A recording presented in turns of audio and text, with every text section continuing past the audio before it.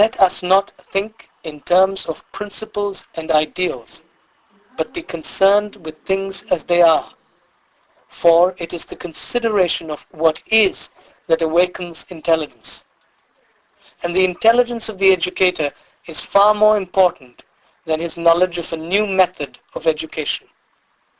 When one follows a method, even if it has been worked out by a thoughtful and intelligent person, the method becomes very important, and the children and teachers are important only as they fit into it. One measures and classifies the child and teachers, and then proceeds to educate him according to some chart. This process of education may be convenient for the teacher, school boards, and administrators, but neither the practice of a system nor the tyranny of opinion and learning can bring about an integrated human being. A man history records as being instrumental in the creation of America's public education system. Horace Mann was an American educator who served as a member of the U.S. House of Representatives, part of the American Congress. Horace Mann was the key reformer of the education system at the time. In 1837, he became the head of the newly created Board of Education in Massachusetts, where he began the work that would eventually earn him the title as the Father of American Public Education. After reading through the educational models of different countries, Mann finally hears about a particularly successful style that had been developed in Prussia, which is now modern-day Germany. The Prussian system had shown to be such a success for the government's purposes that, accompanied by a few other educators, Horace Mann travels to Germany to investigate. Upon their return to the United States, they lobbied heavily to have the Prussian model adopted. All in favor, say aye. Interest in Prussia had also been growing in the northern half of the continent. Around this time, the Canadian Superintendent of Schools, Egerton Ryerson, traveled to Prussia in search of a new model of education. His journeys also included visiting Horace Mann in Massachusetts to further examine the system he would eventually adopt. George Brown, the editor of Toronto's Globe newspaper, was even quoted saying that Ryerson had successfully imported Prussian education into Ontario. During the next 30 years or so, a whole line of American dignitaries came to Germany to earn degrees. Interestingly enough, those who earned degrees in Germany came back to the United States to staff all the major universities. By 1900, all the PhDs in the United States were trained in Prussia. As the first secretary of the State Board of Education, Horace Mann promoted his new concept that the state is the father of children. He stressed that it was the responsibility of the state to ensure that education was provided for the child. A very noble idea, of course, but what exactly did he mean by that? And how did he define education? It seems like a very broad subject. It is a very broad subject. Education encompasses all of human history and all the knowledge we have gathered during that time. Not to mention, and perhaps most importantly, what we as human beings learn over our lifetime on a personal level. Horace Mann's 10th annual report in 1846 led to the first state law that made it mandatory for children to go to school. It was during that year that he supported the governor of Massachusetts in adopting the Prussian model of education for the entire state. How did he do that? The governor of the time, Edward Everett, as it turns out, was the very first to receive a PhD from, can you guess where? That's right, Prussia. From then on, it spread very quickly. Just after Everett installed the Prussian model in the state of Massachusetts, the governor of New York set up the very same method in 12 New York schools. Horace Mann's sister, Elizabeth Peabody, of the Peabody Foundation, saw to it that right after the Civil War, the Prussian system that was then being taught in the northern states was integrated into the conquered South. By 1900, most of the compulsory schooling laws that implemented the new system had been passed. From then on, every American child grew up under the Prussian system. So what exactly was the Prussian education system that everyone thought was so amazing that it just had to be adopted throughout the free world? To give you just a bit of background, in the 18th century, the Kingdom of Prussia, which is now modern-day Germany, was among the first countries of the world to introduce free and compulsory education.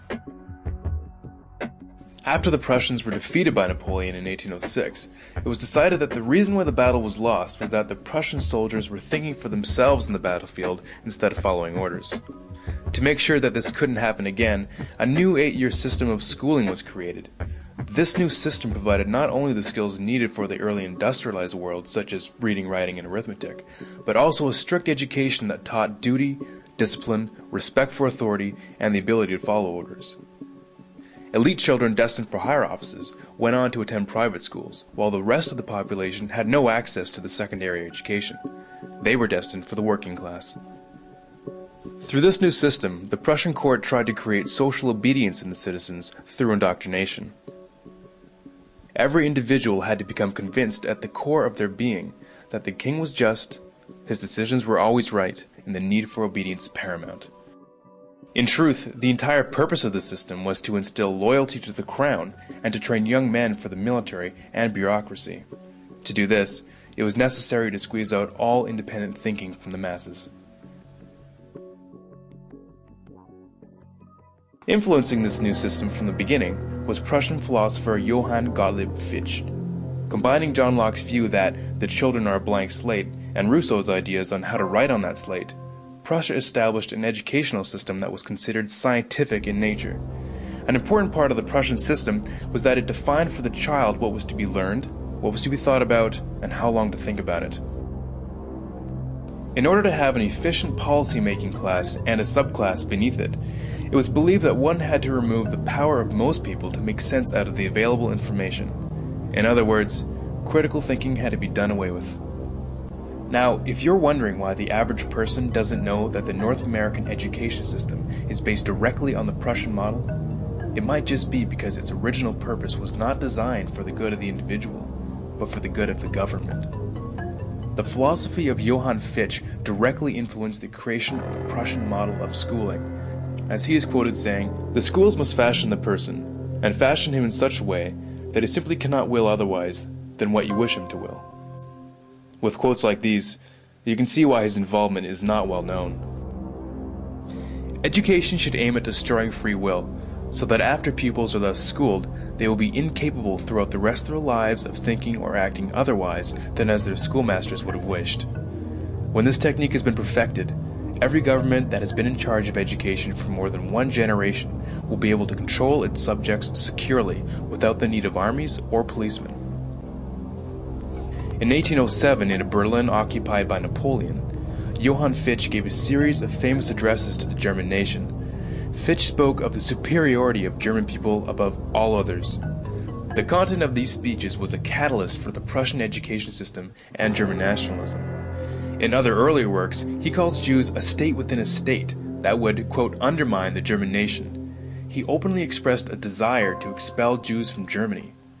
Fichte had a deep influence on the rise of the Third Reich, and continues to be deemed, quote, the spiritual father of modern neo-Nazism. Which begs the question, why would the father of American education make it a law that every child spend their youth in a system created by the father of neo-Nazism? Historians reflect that one of the greatest social factors that allowed a man like Hitler to rise to power was that the German people had been bred from birth to respect authority above all else and accept it without question. Which begs another question. If the entire population of North America is raised in a system adopted from pre-Nazi Germany, what are we setting ourselves up for? All you have to do, all American mass media has to do, is to unplug their bananas from their ears, open up their eyes, and they can see it. There is no mystery. There is nothing to do with espionage. I know that espionage intelligence gathering looks more romantic. It sells more deodorants through the advertising, probably. That's why your Hollywood producers are so crazy about James Bond type of thrillers. But in reality, the main emphasis of the KGB is not in the area of intelligence at all. According to my opinion and opinion of many defectors of my caliber, only about 15% of time, money, and manpower is spent on espionage as such. The other 85% is a slow process which we call either ideological subversion or active measures, активные мероприятия in the language of the KGB, or psychological warfare. What it basically means is to change the perception of reality of every American to such an extent that despite of the abundance of information, no one is able to come to sensible conclusions in the interests of defending themselves, their families, their community, and their country. It's a great brainwashing process which goes very slow, and it's divided in 4 basic stages. The first one being demoralization. It takes from 15 to 20 years to demoralize a nation. Why that many years?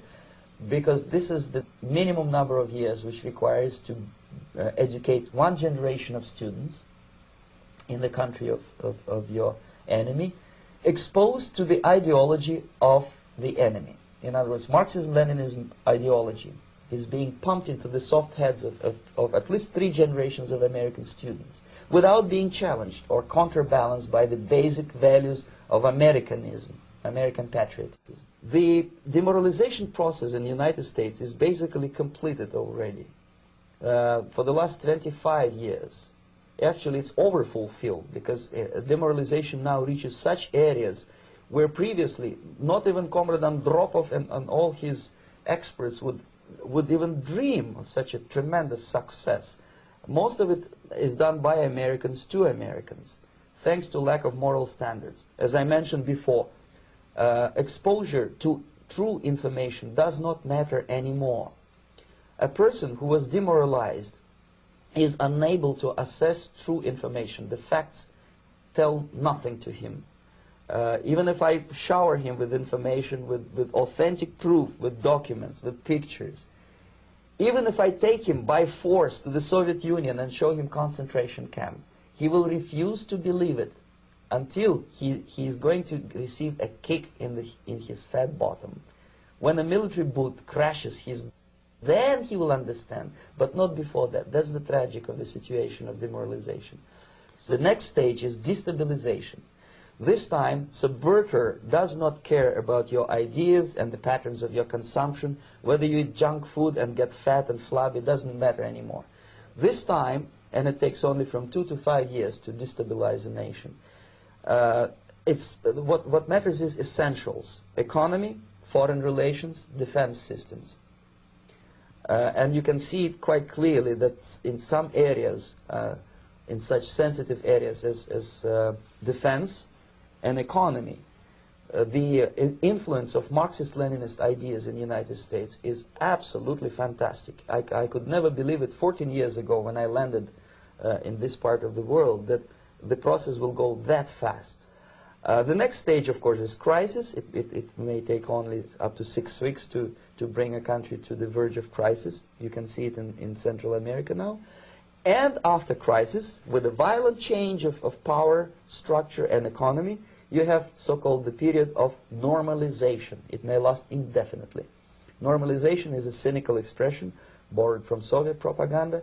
When the Soviet tanks moved into Czechoslovakia in '68, Comrade Brezhnev said, "Now the situation in brotherly Czechoslovakia is normalized." This is what will happen in the United States if you allow all these schmucks to bring the country to crisis, to promise people all kind of goodies and the paradise on earth, to destabilize your economy, to eliminate the principle of free market competition, and to put a big brother government in Washington, D.C., with benevolent dictators like Walter Mondale, who will promise lots of things, never mind whether the promises are fulfillable or not. Your leftists in the United States, all these professors and all these beautiful civil rights defenders, they are instrumental in the process of the subversion only to destabilize the nation. When their job is completed, they are not needed anymore. They know too much. Some of them, when they get disillusioned, when they see that Marxist-Leninists come to power, obviously they get offended. They think that they will come to power. That will never happen, of course. They will be lined up against the wall and shot. But they may turn into the most bitter enemies of Marxist-Leninists when they come to power. And that's what happened in Nicaragua. You remember most of these former Marxist-Leninists were either put to prison or one of them split, and now he's working against Sandinistas. It happened in Grenada when Maurice Bishop was already a Marxist. He was executed by a new Marxist who was more Marxist than this Marxist. Same happened in Afghanistan when first there was Taraki, he was killed by Amin, then Amin was killed by Babrak Karmal with the help of KGB.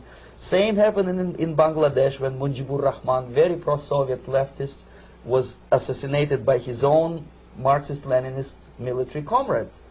It's the same pattern everywhere. It's divided in four basic stages: demoralization, destabilization, crisis, normalization. They will be lined up against the wall and shot.